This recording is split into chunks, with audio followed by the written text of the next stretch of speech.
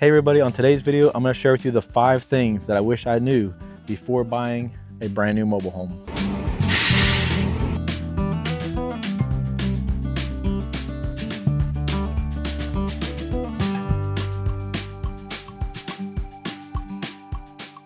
So the first thing that I wish that I knew before buying this mobile home was that the sticker price is not the total price. That's a big one. So when you're out looking at these homes, you're going to different mobile home dealers, manufactured home dealers, and when you go inside the home, a lot of them, they have the price of the home right there in the kitchen, on the refrigerator. You know, somewhere you'll see a little price breakdown, and it may say, you know, this price includes delivery, setup, AC, skirting, steps, and that is amazing. You know, you're getting a lot of stuff included in there, but that's not everything that you need. So a lot of people don't realize that there's so much more involved in it.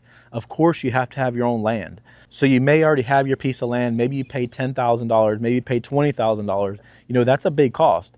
Maybe you paid more if you want acreage. If you want acreage, it's probably gonna cost a lot more than that. But if just for a small little piece of land, you know, $10,000, $20,000, that's great. But that's not the biggest cost. You have to think about other things. I did not consider we have to have a septic or sewer hookup if you have city sewage. We did not. We had to have a septic tank installed.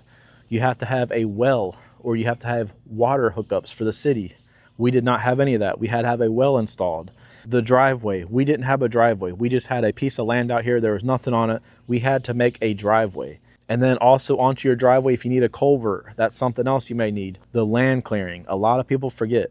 Land clearing costs a lot of money if you're not doing it yourself. We did a lot of that ourselves, but it still ended up costing a lot more than we had planned. Electricity, power lines. You have to call the power company and figure out how much all that's going to cost. You also have permits, you have impact fees. There's just so much associated with it.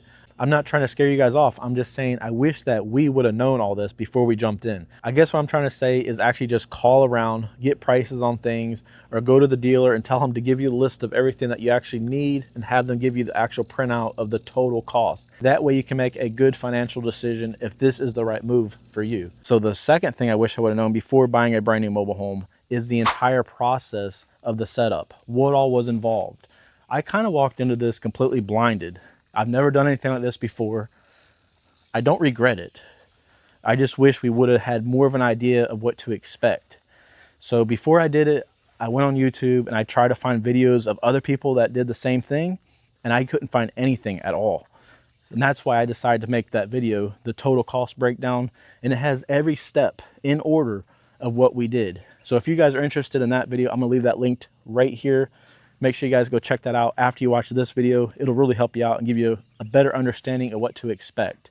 We had no idea. So the dealer, they can help you through the process and kind of explain what needs to happen next. They may even handle the whole thing. If you pay for the dealer to do everything, they have their own guys that do septic, well, you know, they usually have their own group of people that can do that sort of stuff. It costs you a little bit more money.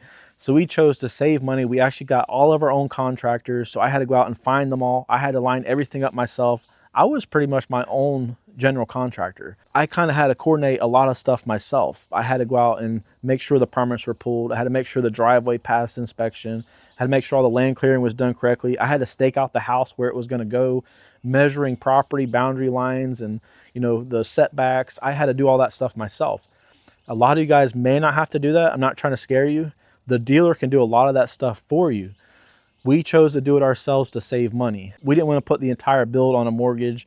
A lot of things we paid ourselves out of pocket with the money that we used from a previous sale. There's just a lot involved in it. I wish that somebody would have laid it all out for us and told us which order to do everything in, and that's why I made that video. Make sure you guys go check that out. The third thing I wish I would have known before buying a mobile home is considering all the decks and porches that you're gonna have to build. Now, these are the steps that normally come with your mobile home. Remember what I said, a lot of the dealers, they include the AC, the steps, the skirting. This is pretty much the steps that you're gonna get with it. How long do you guys wanna go up and down these steps? I feel like I'm going in and out of a camper or something. Eventually, you wanna have a nice porch, a deck or something, but you don't think about that stuff. You're just looking at the house. It's a beautiful home. It's gonna cost a lot of money to have porches built. That's not included in the sale of the home. I know that I'm not gonna wanna go up and down these steps forever. Eventually, we're gonna have to build some porches. We're gonna have to build a deck. So we do have one deck on the front of the house. Let me go out front and show you guys that, because the back deck's gonna be a lot different and it's gonna cost a lot more money.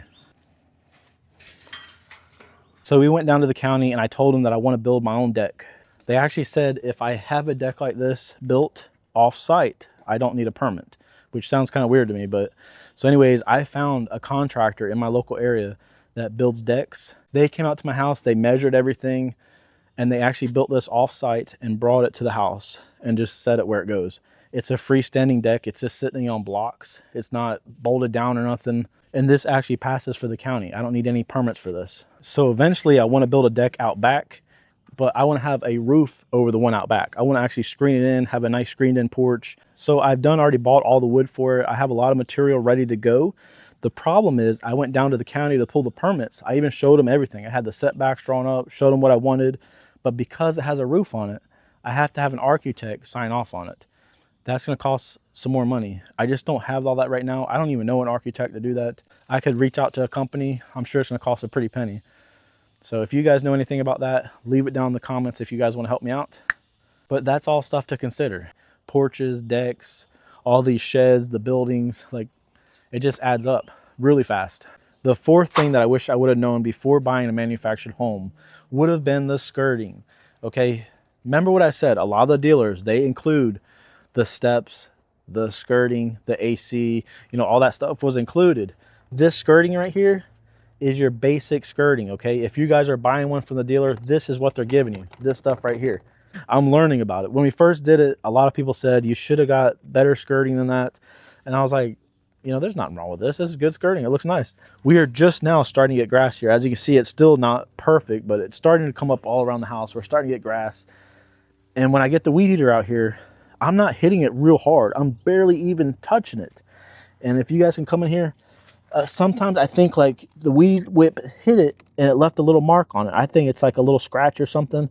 No, it's a hole. You guys, the weed eater is knocking holes in it and I'm barely even touching it. Like I'm telling you guys, I'm barely just going along, and if you touch it, it knocks a hole in it. That's how fragile it is.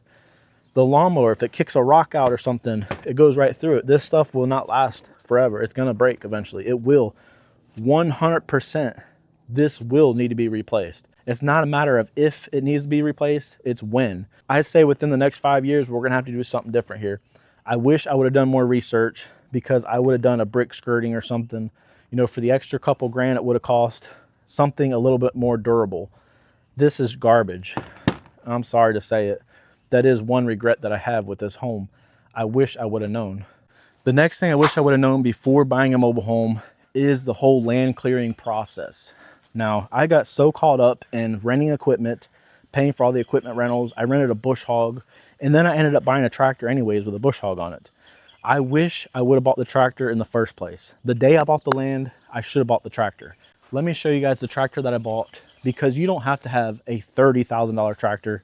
Don't get me wrong, I would love to have one, but I bought a cheaper tractor. This right here is our tractor. This is a 1977 Yanmar. Now I have a finish mower on it because we actually have grass growing. Before I had the bush hog attachment on there, and that's what I used to actually keep the land cleared. It did a really good job, but I wish I would have had it from the very first day. If you guys remember, the very first thing we did was bush hog the property, and that was a rental. We wasted money on it for something that I was going to buy anyways. Just would have saved thousands of dollars. The skid steer rental, I don't think I could have got away from that, because we had to knock down some big trees, and some of those trees I had to have that grappler on the front of that skid steer to move them. I mean, I guess you could have cut it all up in pieces and moved it that way, but the skid steer, I think that's one rental that I would have had to have anyways. And I also bought a little excavator too. That thing has paid for itself over and over again. I already had the little mini excavator here, and yet I still paid for contractors to come out and dig the water line to the well, the power line to the well, when I had this. And then they charged me $300 more to come out and fill the hole in. I had this machine here. I could have done it, but I was too scared in my mind, thinking I would do something wrong. I was brand new at running it. I didn't know how to run it very good. Knowing what I know now, I wish I would have just done it myself. I would have saved a lot of money.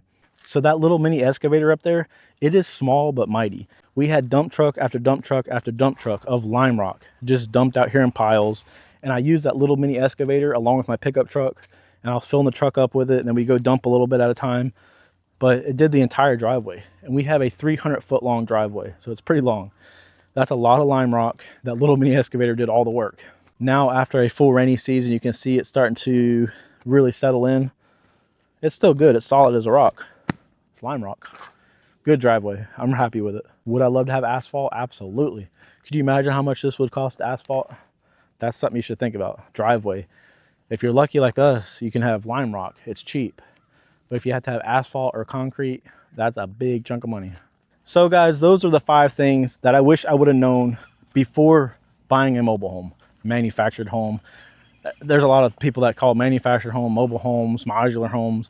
Call it what you want. Here in the South, we say mobile home, but yeah, manufactured home. But those are the 5 things that I wish I would have known. Well, anyways, I gotta go feed the animals. Love y'all, and we'll see you on the next one. Bye.